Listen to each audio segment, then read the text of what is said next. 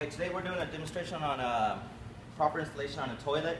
But more than installing the toilet properly, we need to take a look at the flange and how it looks like, and just to make sure it's ready to be installed. We've been getting a lot of calls that we've been going out to that toilets are not flushing, that it's just not draining backups, and so we're going to talk a little bit about what to look for before even installing the toilet, and once we install it, on shimming it so it's not rocking. Ahora vamos a platicar cómo instalar un toilet, un excusado, y la forma correcta para instalarlo. No nomás la forma correcta para instalarlo, pero mirar lo que se tiene que ver en el flange primero antes de instalarlo. Estamos teniendo muchas llamadas que no se está yendo el agua del excusado, porque están llenos de piedras, de cosas mientras que está en producción la casa, y tenemos que ir para atrás a quitar los toilets, y a veces en las casas de 2 pisos está tirando agua de 2 pisos, del segundo piso para abajo, y está costando mucho dinero para reparar muebles, sheetrock y cosas así. Así que voy a explicar un poco cómo, antes de poner el excusado, qué se debe mirar primero antes de instalarlo, y después de instalarlo para poner las cuñas para que no esté moviéndose de lado a lado.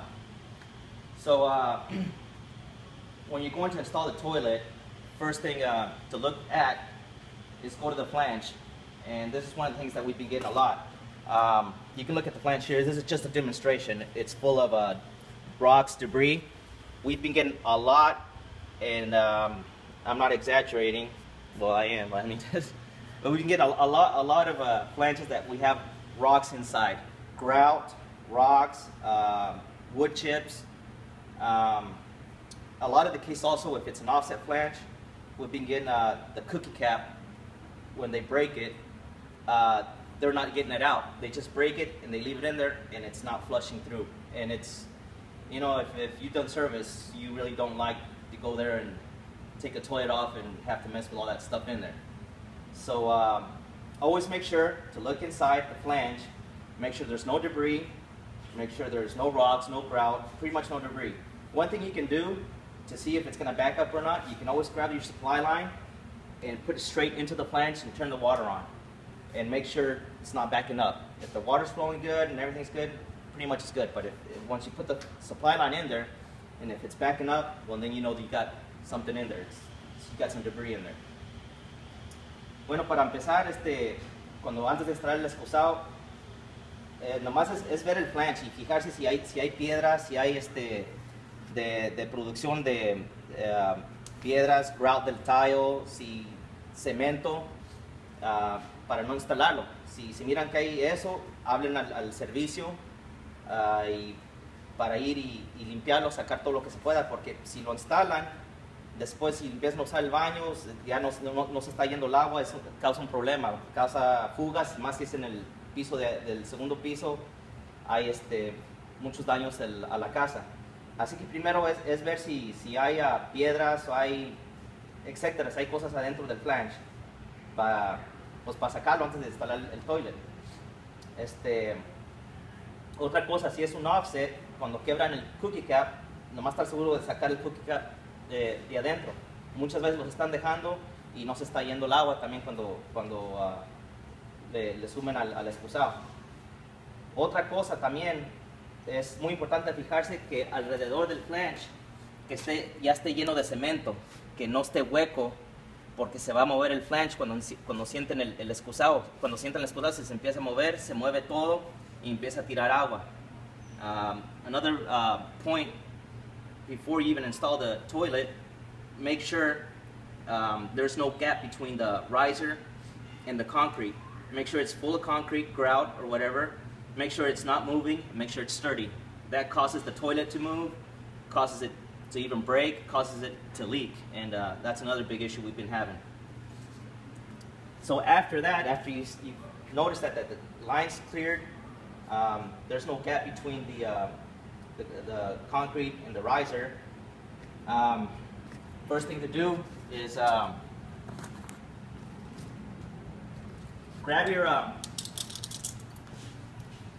your bolts make sure you're using the washers and also the nuts on the bottom to secure these bolts. A lot of them are not using washers and nuts on the bottom, and which makes them not sturdy. So what I do, just put the bolt in, the washer in, and screw in the nut.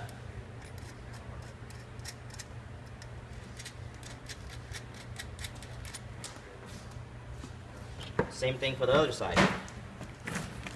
Cuando ya empiecen a centrar el excusado, que estén seguros que estén poniendo el tornillo con la tuerca y unas rondanas abajo. Primero, porque las rondanas y la tuerca lo ayuda para macizar el tornillo. Muchos no están usando la rondana abajo, nomás arriba en el toilet, y quedan sueltos los tornillos. Ya que tienen esto listo, nomás se le da una apretada a la tuerca. So just tighten the nut after you put the washer in. Make sure these are aligned straight, so the toilet will be straight.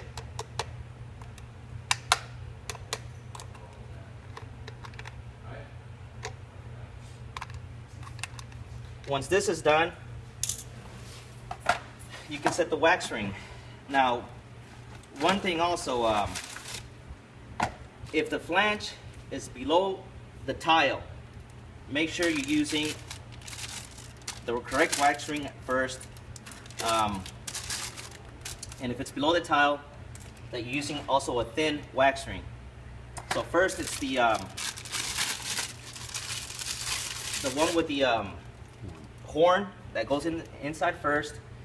That's if it's below the tile, then you use the thin, which I'll demonstrate it to you. On this case, we don't need it. Which you would put the thin bit wax ring on top if it's below the tile. Now, if it's worse than that, if it's an inch or more, we really suggest not to install it. Here in customer service department, we have a special wax ring for those types of flanges, especially on 2 stories. If it's too low, it'll cause a leak. Give us a call. Do not install the toilet. Give service a call. Give your supervisor a call, and we can bring some of these out there to install. Cuando vayan a instalar ya el excusado, si el flange está más abajo del tile, es importante que primero se usen el que tiene el grueso. Primero, ya que está abajo del tile, asegúrense de usar también el segundo, que es uno más delgadito, especialmente en las de 2 pisos. Si es más de 1 pulgada o está muy hondo, nosotros aquí en el servicio tenemos uno especial para eso. No vayan a instalar el excusado, mejor háblenle al supervisor o déjenlo así y nosotros vamos y lo instalamos, si se puede, con este wax ring especial. Es especialmente para si está muy abajo el flange. Once you have the wax ring set, it is very important when you install the bowl that you align the bolt with the hole. What's happening also when people when they install the toilet, they're in a hurry, that the ring underneath the toilet here, they're not aligning it, and it's squishing here, and it's not aligned, and it's causing leaks around the toilet. Like I said, in a 2-story, it's very bad, because then it starts leaking, goes through the 2nd floor to the 1st floor. Ya que van a instalar el excusado, es muy importante también que alineen bien el tornillo con el agujero. Si no lo alinean bien, cuando enciendan el toilet, a veces se agarra el wax con la orilla de lo de abajo del toilet y se tapa, no agarra bien para que se fluye todo el agua bien y todo, y causa también fugas de agua y etc. So once you're ready to install it, just make sure you line the holes with the bolt and just gently push it down. Igualmente, ya cuando ya esté listo, nomás alinee los tornillos con los agujeros y aplástelo para abajo suavecito, no muy duro, que agarre bien. Ya que lo tiene allí, esto es muy importante, usar cuñas. No sé si allí en la producción tengan cuñas o no, pero hablen con su supervisor. Estamos teniendo muchas llamadas de los toilets que se están moviendo mucho. Por ejemplo, este. Para eso, usen cuñas y nomás es cosa de buscarle donde ya no se mueva. Se puede poner aquí enfrente hasta que ya no se mueva y ya queda macizo. En otros casos se mueve para los lados, se pone en el lado, como sea, pero nomás estar seguro que ya no se va a mover. It's also important once you get the toilet installed, use shims. We've been getting a lot, at least more than 4 calls a week just on rocking toilets. Make sure we're using shims once we install the bowl, just to make sure it's sturdy, it's not going to move. And it's very simple to install. And once you have them in there, all you have to do is just cut them at the edge. Ya que los instaló, nomás se corta en la orilla. Así.